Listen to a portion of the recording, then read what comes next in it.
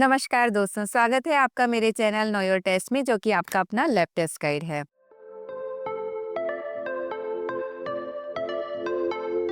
मैं डॉक्टर मनिका, आपकी friendly pathologist. आज हम बात करेंगे एक छोटी सी ग्लैंड की और एक बड़े से हार्मोन की, मतलब पैराथायरॉयड ग्लैंड और पैराथायरॉयड हार्मोन। मत कंफ्यूज होना, थायराइड अलग होता है, पैराथायरॉयड अलग होता है। पैराथायरॉयड थायराइड का छोटा सा नेबर, मतलब छोटा पैकेट, और बड़ा धमाका। अब ये पीटीएच हार्मोन करता क्या है? ये पीटीएच हार्मोन मेनली हमारे ब्लड में कैल्शियम के लेवल को मेंटेन करके रखता है। इसके लिए ये जब भी हमारे ब्लड में कैल्शियम का लेवल कम होता है तो बोन से कैल्शियम को रिलीज करा देता है। इसी तरीके से किडनी पर काम करता है। जब भी कैल्शियम कम होता है तो किडनी से कैल्शियम का रीअब्जॉर्प्शन ज्यादा करा देता है और फॉस्फेट का एक्सक्रीशन करवा देता है। साथ ही ये किडनी में विटामिन डी को एक्टिवेट करने में मदद करता है और इस विटामिन डी के साथ मिलकर ये इंटेस्टाइन से भी कैल्शियम को रीअब्सॉर्ब करवा देता है। इससे हमारे ब्लड में कैल्शियम के लेवल्स मेंटेन किए जाते हैं और इस तरीके से ये हमारे ओवरऑल मेटाबॉलिज्म को अफेक्ट करता है।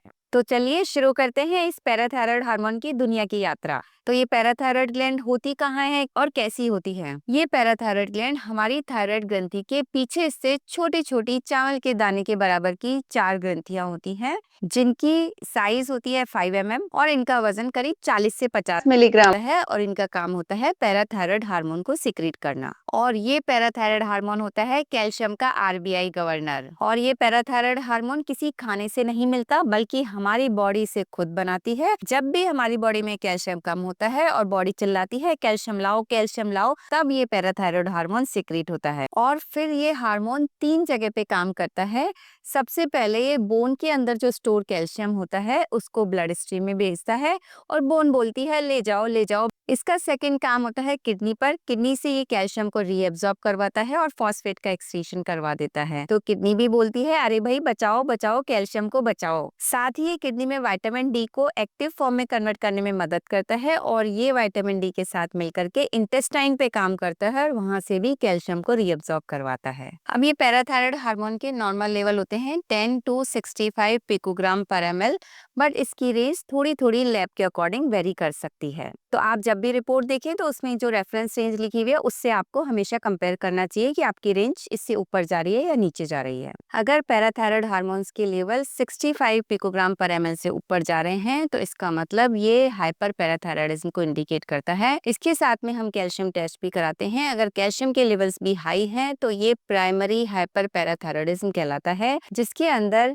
पैराथायरॉयड ग्लैंड की एक्टिविटी ज्यादा होने की वजह से कैल्शियम भी बढ़ जाता है और इस कैल्शियम के बढ़ने की वजह से किडनी स्टोन बन सकते हैं, बोन्स वीक हो सकती हैं, फ्रैक्चर हो सकता है और एब्डोमेन में पेप्टिक अल्सर या पैनक्रेटाइटिस भी हो सकता है। कुछ कंफ्यूजन या साइकोलॉजिकल सिम्टम्स भी आ सकते हैं, जिसे मेडिकल भाषा में कहा जाता है triad bones, stones, abdominal groans and psychological moans. और ये जनरली पैराथायरॉयड ग्लैंड का कोई ट्यूमर हो सकता है, उसकी वजह से ऐसा हो सकता है, जिसे पैराथायरॉयड एडिनोमा भी कहा जाता है। अब दूसरी कंडीशन आती है सेकेंडरी हाइपर पैराथायरॉयडिज्म, मतलब कि इसमें पीटीएच के लेवल्स तो बढ़ जाते हैं, लेकिन इसके बढ़ने का कारण होता है हमारे ब्लड में कैल्शियम का लो होना, जो कि या तो विटामिन डी की डेफिशिएंसी या कैल्शियम की डेफिशिएंसी या कोई किडनी डिजीज या माल एब्जॉर्प्शन की वजह से ऐसा हो सकता है। तो हमारे ब्लड में अगर कैल्शियम लो होता है तो ये हमारी पैराथायरॉयड ग्लैंड को स्टिमुलेट करता है, जिसकी वजह से पीटीएच के लेवल्स बढ़ जाते हैं और इसे सेकेंडरी हाइपर पैराथायरॉयडिज्म कहा जाता है। इसके भी वही सिम्टम्स होते हैं जो प्राइमरी हाइपर पैराथायरॉयडिज्म के होते हैं, मतलब इसमें भी bone pen, fracture, kidney stone, abdominal pain जो कि पेप्टिक अल्सर या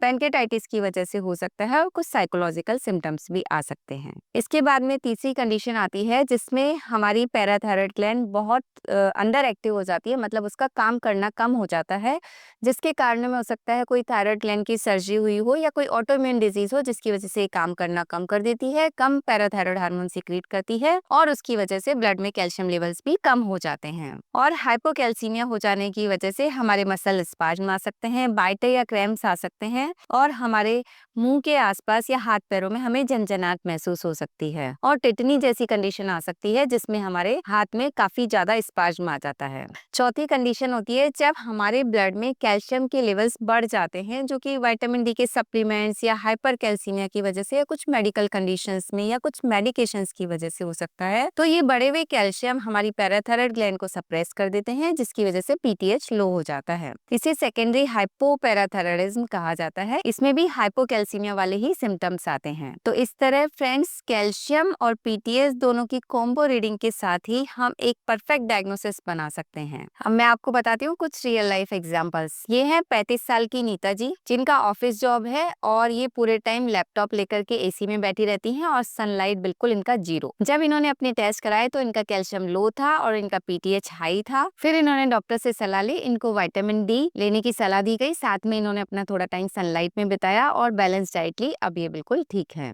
ये हैं 60 साल के राकेश जी, जिनको क्रॉनिक किडनी डिजीज थी और इनका क्रिएटिनिन 6 मिलीग्राम पर डीएल था। क्योंकि इनकी किडनी फॉस्फेट नहीं निकाल पा रही थी, इसलिए इनके ब्लड में फॉस्फेट के लेवल्स बढ़ गए थे और कैल्शियम के लेवल्स कम थे और लो कैल्शियम की वजह से इनका पैराथायराइड हार्मोन बढ़ रहा था, जो कि 300 प्लस पहुंच गया था। फिर इन्होंने डॉक्टर से सलाह ली और इनका डायलिसिस के साथ में कंप्लीट एडजस्टमेंट किया गया और आज ये बिल्कुल ठीक है। ये है 42 ईयर ओल्ड विशाखा जी, इनको बार बार किडनी स्टोन बनने की प्रॉब्लम आ रही थी। जब इनके टेस्ट कराए गए तो कैल्शियम हाई था और पीटीएस तो बिल्कुल अनकंट्रोल्ड था। फिर इसके बाद इनका अल्ट्रासाउंड करा गया। अल्ट्रासाउंड में पैराथायराइड एडिनोमा निकला, जो कि एक पैराथायराइड ग्लैंड का छोटा सा ट्यूमर होता है। इसके लिए इनकी सर्जरी की गई और आज ये बिल्कुल ठीक है। ये है लता जी, इनकी थायराइड की सर्जरी हुई और इसके कुछ दिनों के बाद में ही इनको हाथ पैरों में सूनापन, झुंझुनाहट और मसल क्रैम्प्स आने लगे, बांटे आने लगे। जब इनके टेस्ट कराए गए तो इनका पीटीएच लो हो गया था, कैल्शियम भी लो हो गया था, जिसकी वजह से इन्हें ये सारे सिम्टम्स आ रहे थे और इन्हें कैल्शियम सप्लीमेंट्स दिए गए, विटामिन डी थेरेपी दी गई और आज ये बिल्कुल ठीक है। अब आप ये जानना चाहेंगे कि इसका सैंपल लेने से पहले हमें किन बातों का ध्यान रखना चाहिए। तो फ्रेंड्स, जनरली इसका सैंपल हम किसी भी टाइम ले सकते हैं, लेकिन फिर भी फास्टिंग सैंपल लेना ज्यादा प्रेफर करता है। इसके लिए 8 से 10 घंटे की फास्टिंग होनी चाहिए और मॉर्निंग आवर्स में आपको सैंपल देना चाहिए 8 से 10 के बीच में, क्योंकि पैराथायराइड हार्मोन में डायर्नल वेरिएशन होता है, मतलब टाइम के साथ इसकी पीक चेंज हो जाती है। इसलिए मॉर्निंग आवर्स में सैंपल देना बेटर रहता है और इसको तुरंत लैब में हमें प्रोसेस करना चाहिए, हीमोलाइसिस वगैरह नहीं होना चाहिए।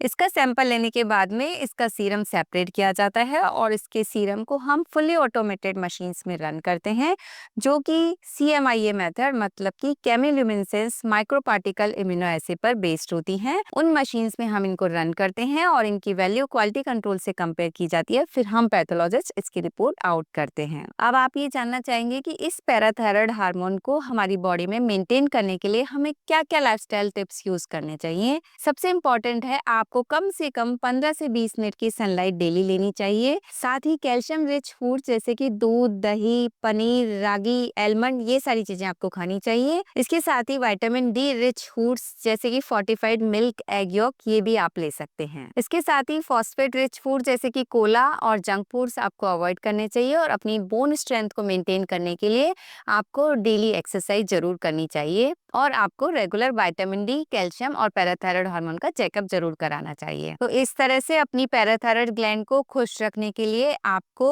कैल्शियम, विटामिन डी और किडनी तीनों को खुश रखना पड़ेगा। तो ये थी सारी कहानी हमारी छोटी छोटी पैराथायराइड ग्लैंड्स की, जो कि छोटा पैकेट और बड़ा धमाका है। तो फ्रेंड्स, आपको अगर ये वीडियो पसंद आया तो इसे लाइक करें, अपने फ्रेंड्स के साथ शेयर करें और सब्सक्राइब करना ना भूलें। और मैं डॉक्टर मनिका आपसे मिलती हूँ नेक्स्ट वीक एक नए टेस्ट की जानकारी के साथ, जहाँ पे नॉलेज और साइंस दोनों साथ चलते हैं।